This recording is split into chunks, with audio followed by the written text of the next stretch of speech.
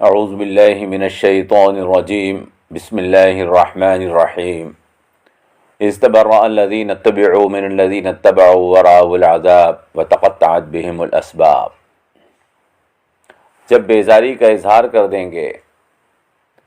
وہ جن کی پیروی کی گئی ان لوگوں سے جنہوں نے پیروی کی،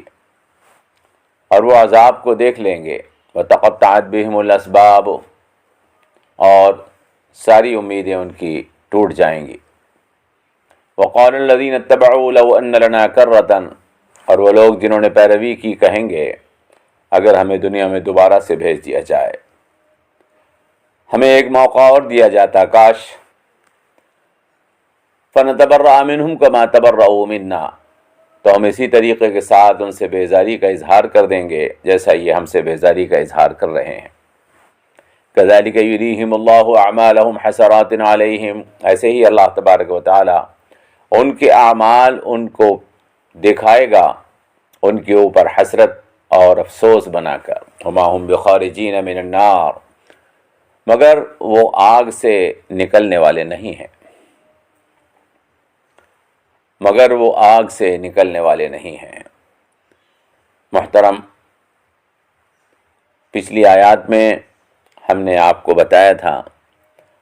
اس رکوع میں اللہ تبارک و تعالی توحید کا بیان فرما رہا ہے اور شرک کی تردید فرما رہا ہے۔ ان آیات میں اللہ تعالی نے مشرکوں کی اس کیفیت کا بیان کیا ہے جب وہ روز قیامت اللہ تبارک و تعالی کے سامنے حاضر ہوں گے، اور ان کے وہ جھوٹے معبود بھی جن کی انہوں نے پرستش کی ہے، وہ بت اور وہ من گھڑت ان کے معبود یا وہ بزرگ یا ان کی قبریں، جہاں جا کر وہ لوگوں کے سامنے ہاتھ پھیلا کر دعائیں مانگا کرتے تھے، امیدیں باندھا کرتے تھے، جب یہ قیامت کے دن اللہ تبارک و تعالیٰ کے سامنے حاضر ہوں گے تو وہ لوگ جو دنیا میں ان کی پیروی کرتے تھے کہیں گے، پیشوا اور رہنما جن کی دنیا میں پیروی کی گئی اپنے پیروں سے، اپنے پیروکاروں سے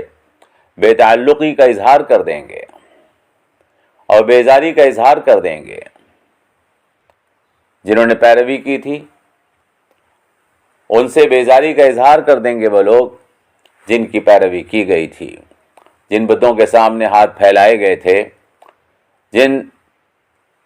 سے اپنی خواہشات اور امیدیں باندھی گئی تھیں، جن سے آس لگائی گئی تھی، وہ ساری کے ساری امیدیں اور ان کی آس منقطع ہو جائے گی۔ وتقطعت بہم الاسباب، قیامت کے دن جب اللہ کے سامنے کھڑے ہوں گے اس وقت کی کیفیت کا یہ بیان ہے۔ وہاں پہنچ کر وہ کہہ دیں گے کہ پروردگار ان سے ہمارا کوئی تعلق نہیں، ان سے ہمارا کوئی رابطہ نہیں، پروردگار ہم نے ان سے نہیں کہا تھا کہ ہماری پرستش کریں، ہم نے ان سے نہیں کہا تھا کہ ہمارے بت بنا کر ان کو پوجیں، ہم نے ان سے نہیں کہا تھا کہ ہماری قبروں پہ چادریں چڑھائیں، ہم نے ان سے نہیں کہا تھا کہ ہمارے مزارات پر آن کر ہم سے دعائیں مانگیں، ہم سے اپنی خواہشات پوری کرنے کی درخواستیں کریں۔ پروردگار انہوں نے تو ہمارے مرنے کے بعد یہ سب کچھ اپنے آپ کیا پروردگار، لہذا اس کا کوئی الزام ہمارے اوپر نہیں ہے۔ وہاں وہ ان سے بیزاری کا اظہار کر دیں گے جنہوں نے ان کی پیروی کی تھی، جو ان کے دنیا کے اندر دیوانے بنے پھرتے تھے، ان کے جھوٹے قصائد بیان کر کے لوگوں کو ان کی طرف متوجہ کرتے تھے، وہ سب کے سب ان سب سے بیزاری کا اظہار کر دیں گے، اور عذاب سامنے ہوگا، اور ساری امیدیں جب ان سے منقطع ہو جائیں گی جو ان سے باندھ رکھی تھی انہوں نے، جو یہ سمجھتے تھے کہ یہ خدا کے سامنے ہمارا بچاؤ کر لیں گے، ہمیں خدا کی گرفت سے بچا لیں گے، وہ ساری امیدیں ختم ہو جائیں گی۔ اللہ تعالیٰ اس چیز کو یہاں پر بیان فرما رہا ہے۔ انہوں نے جن چیزوں کو خدا کے ساتھ شریک بنا رکھا ہے، وہ ساری چیزیں جن کو وہ سارے معبود، چاہے وہ بت ہوں، چاہے وہ قبروں میں لیٹے ہوئے بزرگان دین ہوں، چاہے وہ کچھ بھی ہو، جن کی پیروی اللہ کے ساتھ ساجی بنا کر اور اللہ کا شریک بنا کر اس کی ذات میں، اس کی صفات میں، اس کے حقوق میں، اس کے اختیارات میں جن کو شریک کیا جا رہا ہے، وہ سب کے سب بیزاری کا اظہار کر دیں گے ان لوگوں سے جو ان کے پیروکار بنے ہوئے تھے، اور عذاب دیکھیں گے اور ساری امیدیں ختم ہو جائیں گی تو کہیں گے وقال الذین اتبعوا لو ان لنا کرۃ،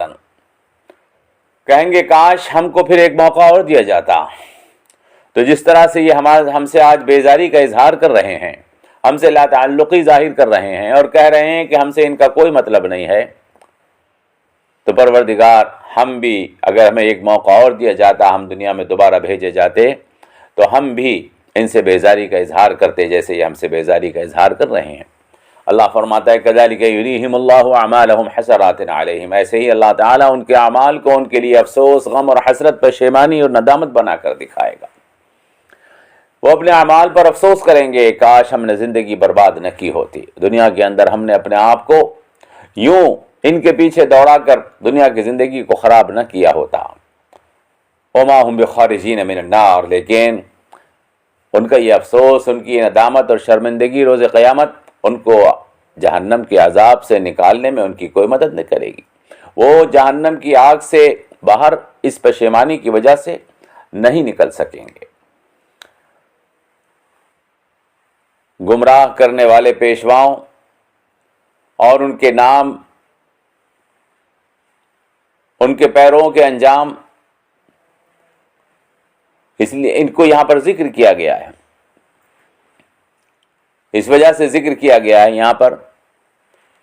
کہ جس طرح پچھلی قومیں، پچھلی امتیں اپنے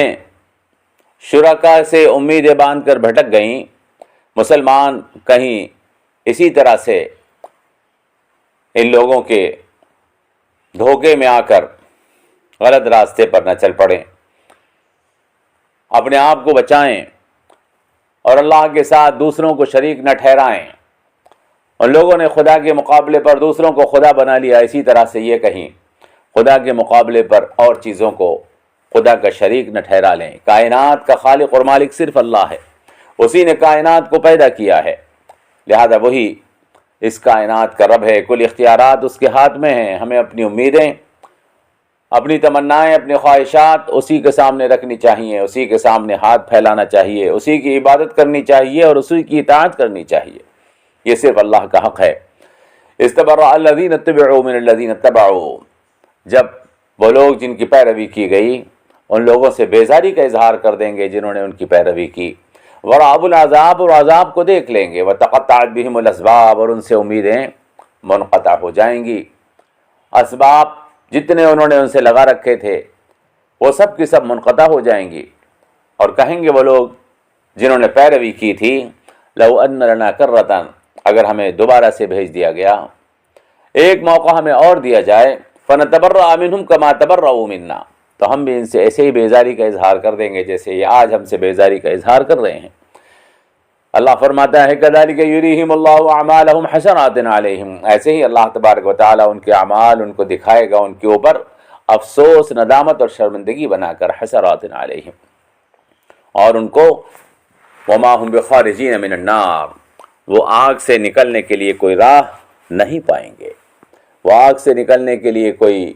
راستہ اپنے لیے نہیں پائیں گے، ان کی یہ حسرت اور افسوس انہیں آگ سے نکلنے میں کوئی مدد نہیں کر پائے گی۔ اللہ تبارک و تعالی سے دعا کیجئے اللہ تبارک و تعالی ہمیں